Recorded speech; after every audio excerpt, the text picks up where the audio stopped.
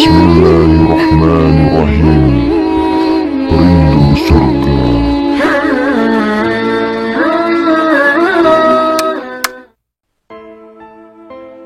Saya ingin menyampaikan kepada kita renungan tentang hakikat kematian. Sebagaimana yang kita jelaskan malam tadi, ada yang belum sampai kami paparkan, bahwa kita sekarang sudah di fase keempat. Nanti dari fase keempat kita pasti masuk pada fase kelima. Di fase kelima, jumlah orang Arab yang tersisa hidup sudah sedikit, kata Rasulullah.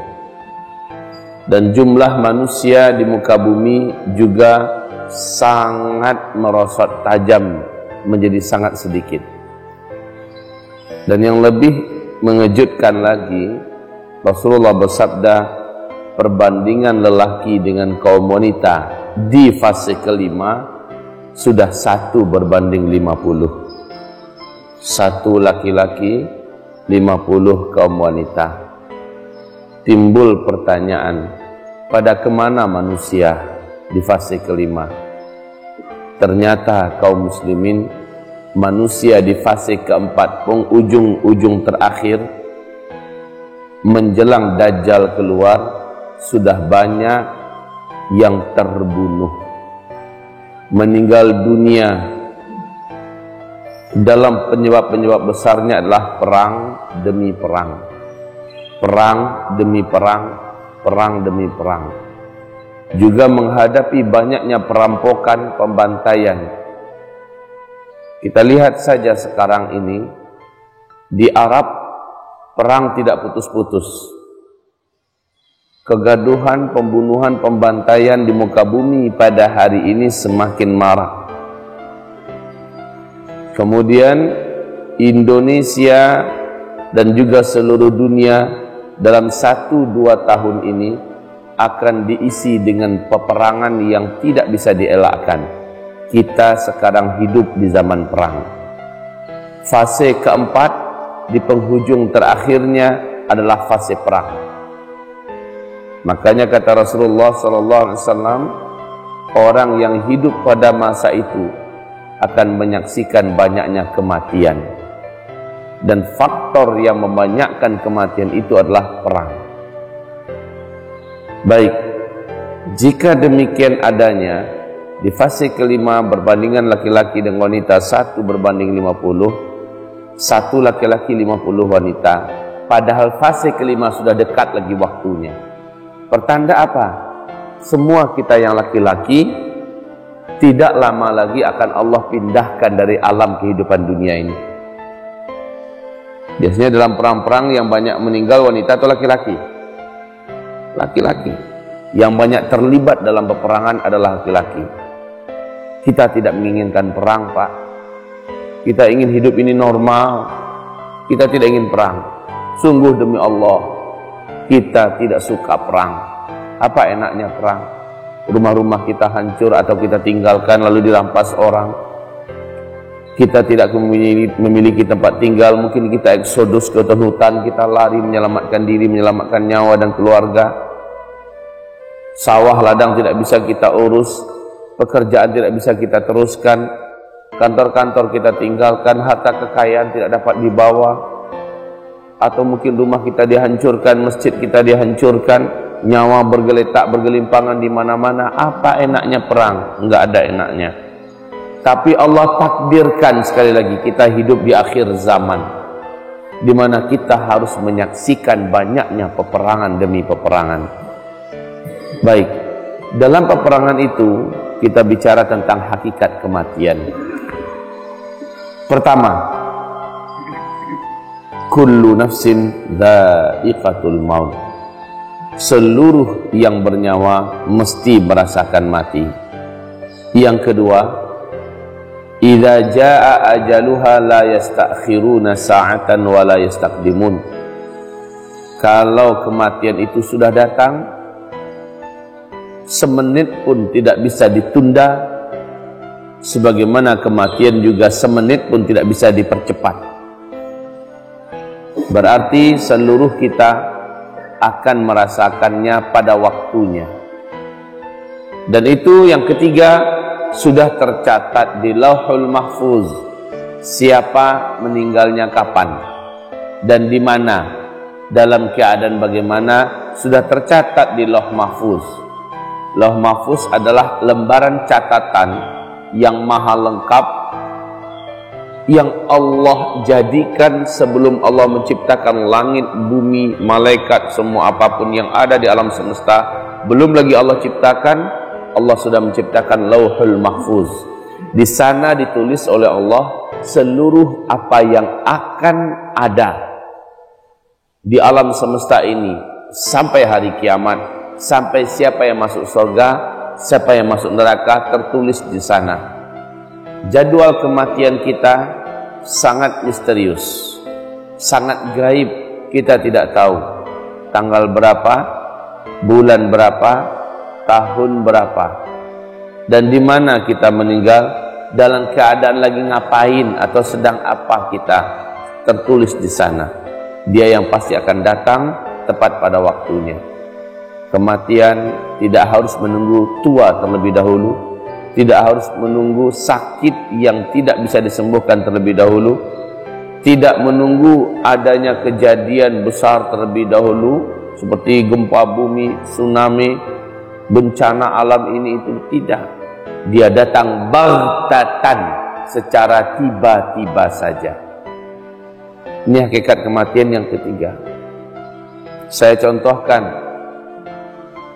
dan ini pernah saya sampaikan di YouTube juga. Guru saya di Padang Panjang, sebuah kota di Sumatera Barat, lepas memberikan khutbah Idul Adha, dia pulang, orang semua pulang, acara sebentar di rumah. Kemudian saat beliau menghidupkan motornya mau berangkat, tiba-tiba kepalanya pusing, langsung dia matikan motornya, dia masuk lagi ke dalam rumah, dia tersandar di dinding rumahnya seperti ini, meninggal langsung seperti itu. Tiba-tiba sekali, baghtatan, secara tiba-tiba. Teman saya di Bukit Tinggi, salah satu kota yang terkenal di Indonesia adalah kota Bukit Tinggi di Sumatera Barat. Dia da'i, dia adalah seorang mubaligh kondang, diundang ke provinsi Jambi, memberikan tabligh akbar di Kamis malam Jumat.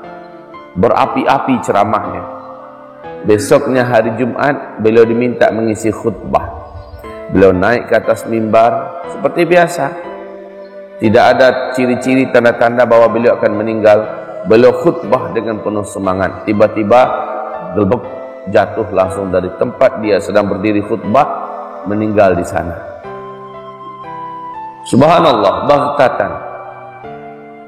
Seorang pemilik rumah makan terkenal di kota kami, kota Payakumbuh, namanya Rumah Makan Minang Asli, baru saja mengantarkan orang ke pusara di waktu asar. Pulangnya kepalanya pusing. Sampai di rumah, tak lama kemudian beliau pun meninggal dunia. Gantian beliau yang diantarkan orang untuk dikuburkan. Masya Allah. Kaum muslimin, hamba-hamba Allah yang kami muliakan, masih di Selayang atas Padang Panjang, di masjid diumumkan, Inna lillahi wa inna ilaihi raji'un, Inna lillahi wa inna ilaihi raji'un. Telah berpulang ke rahmatullah bapak dan orang tua kita, Datuk ini bin ini, pagi tadi di usia sekian. Kepada kaum muslimin dipanggil dan dihimbau, marilah sholat zuhur nanti kita berbondong-bondong menuju ke masjid untuk menyolatkan orang tua kita yang telah meninggal dunia ini dan lalu mengantarkannya ke tempat istirahat terakhirnya. Diulangi kembali, Inna lillahi wa inna ilaihi raji'un. Kaum muslimin, zuhurnya orang ramai di masjid. Selepas sholat zuhur, satu keranda jemaah dibawa masuk ke dalam masjid. Tak lama kemudian satu keranda yang lain juga nyusul. Orang-orang pada heran, bukankah yang diumumkan cuma satu orang yang meninggal? Lah yang kedua ini siapa? Ada yang bisa menjawab. Yang pertama adalah datuk yang tadi diumumkan, dan keranda yang kedua adalah yang mengumumkan. La haula wala quwata illa billah. Misteri sangat kematian itu. Tapi khusus untuk kita yang hidup di akhir zaman, sekali lagi saya katakan, kematian yang paling banyak merenggut nyawa manusia yang hidup di bumi ini adalah melalui perang, melalui pintu perang. Dan ini sudah sangat dekat kaum muslimin.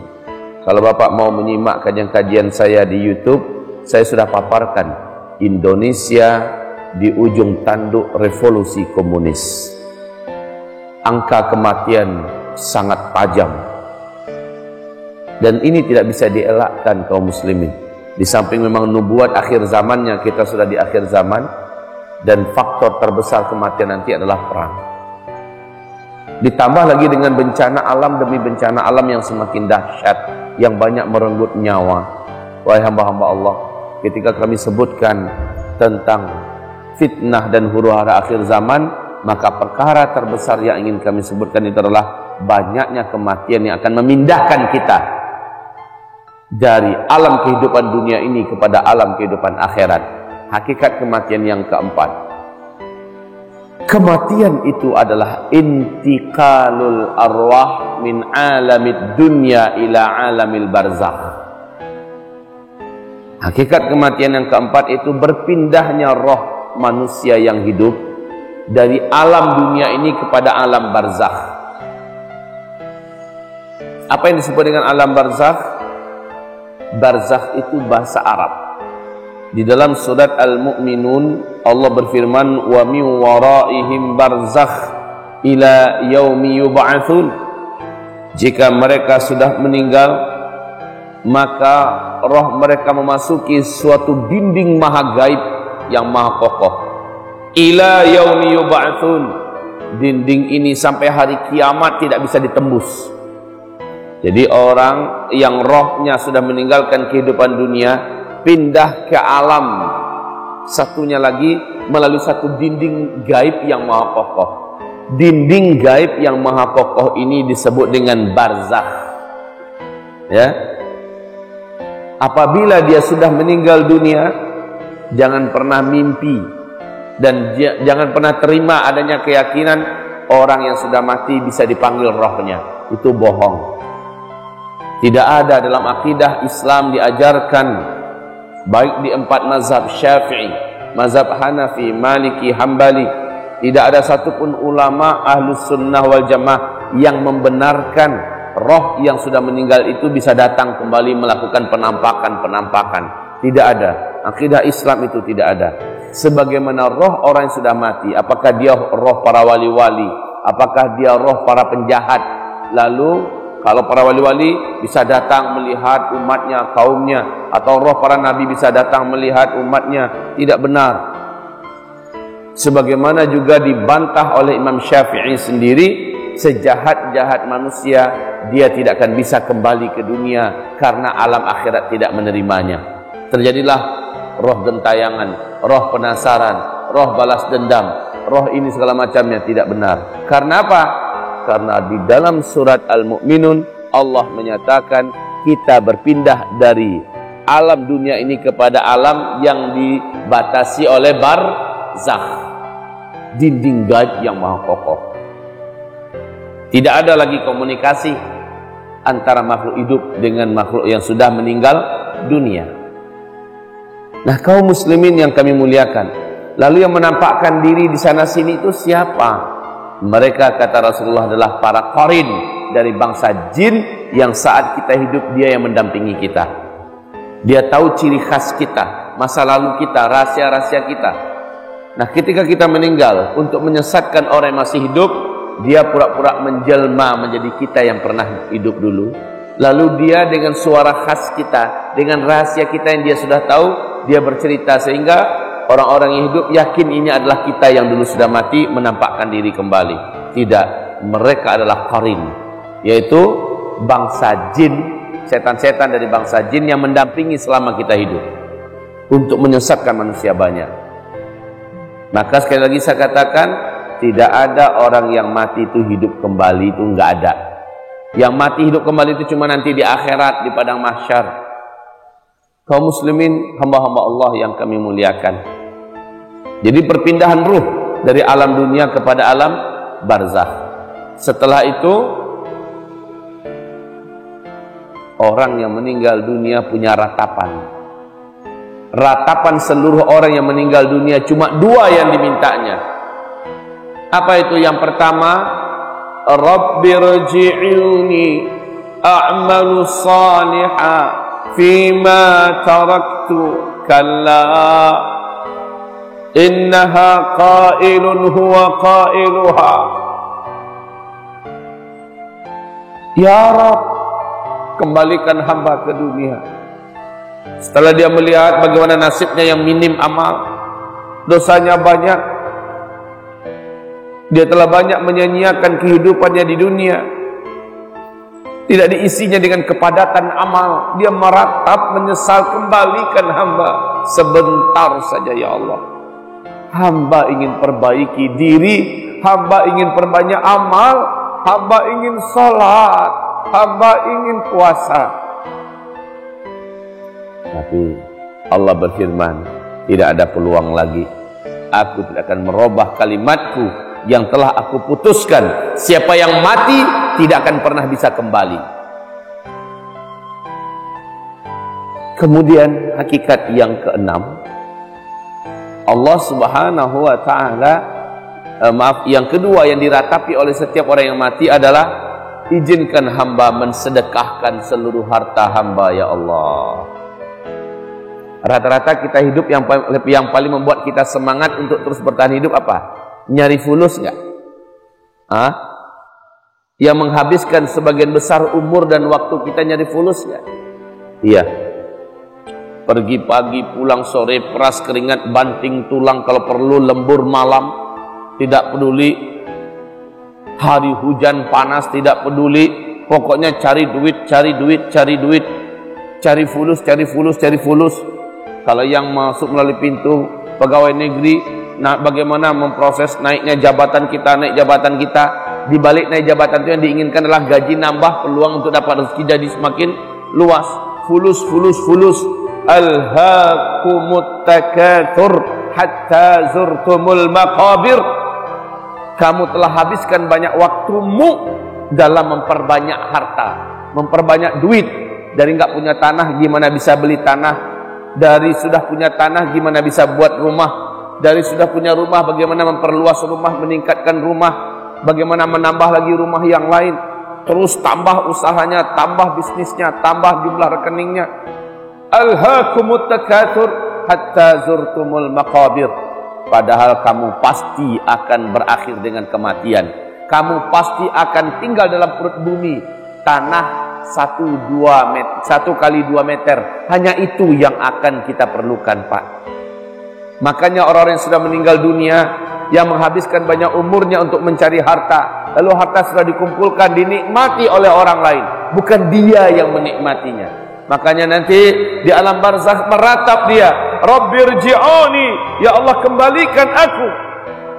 Fa'atasaddaq, aku ingin bersedekah ya Allah. Aku ingin sedekahkan hartaku semua. Karena ternyata kaum muslimin, semua pencariannya dinikmati oleh orang lain, dinikmati oleh bininya, dinikmati oleh suaminya. Kalau bini sudah jadi janda, tak lama kemudian dia nikah dengan laki-laki yang lain. Yang menikmati bininya dan laki-laki yang lain. Yang susah-susah mencari dulu dia, yang sekarang berkalang tanah di dalam kubur, ya. Dia yang akan dihisap pada hari kiamat, yang menikmati orang. Menjadi ahli waris itu warisan anak-anaknya. Padahal dihisap nanti dia pada hari kiamat. Makanya dia ingin diizinkan kembali ke dunia untuk bisa mensedekahkan pencariannya, agar itu yang bisa menyelamatkannya. Ini hakikat, Pak. Selama ini kita habiskan sebagian besar umur kita untuk memburu dunia, memburu dunia, memburu dunia. Menyesal kaum muslimin. Baik hamba-hamba Allah, karena saya mengatakan hanya 15 menit, renungan singkat ini hendaknya dapat Bapak terapkan di dalam, patrikan di dalam hati Bapak. Kesempatan kita masih ada, dan peluang hidup kita sangat sedikit lagi, terbatas waktunya, sangat dekat sekali di mana kita akan berpindah ke alam barzakh. Maka untuk itu jangan sia-siakan waktu. Bisa jadi minggu depan kita sudah di alam barzakh, seperti beberapa kematian mendadak tadi yang saya ceritakan, dan sangat banyak bila ingin saya ceritakan, Pak. Dan ini hidup di akhir zaman, kata Rasulullah, salah satu ciri khas akhir zaman nanti adalah banyaknya terjadi kematian-kematian massal, dan itu sifatnya mendadak. Banyaknya peperangan-peperangan yang juga akan memicu kepada kematian yang sangat massal di mana-mana. Bersiap-siaplah menuju kematian. Persiapan yang paling hebat adalah iman yang benar, amal soleh yang mumpuni, yang cukup. Apakah sudah cukup amal soleh kita, Pak? Sudah cukup? Amal soleh kita masih kurang atau sudah banyak? Masih kurang. Jika demikian adanya, sementara waktu kita sedikit, yuk berlomba-lomba. Mari berlomba-lomba untuk mengejar kekurangan kita selama ini, menutupi kelalaian kita selama ini, memperbanyak timbangan amal soleh kita yang mungkin saja sekarang ini masih sangat ringan. Wal'iyadzubillah. Allahumma rzuqna husnal khatimah. Allahumma rzuqna husnal khatimah. Allahumma rzuqna husnal khatimah. Subhanakallahumma wa bihamdika ashhadu an la ilaha illa anta astaghfiruka wa atubu ilaik. Walhamdulillahi rabbil alamin. Wabillahi taufiq wal hidayah. Wassalamu alaikum warahmatullahi wabarakatuh.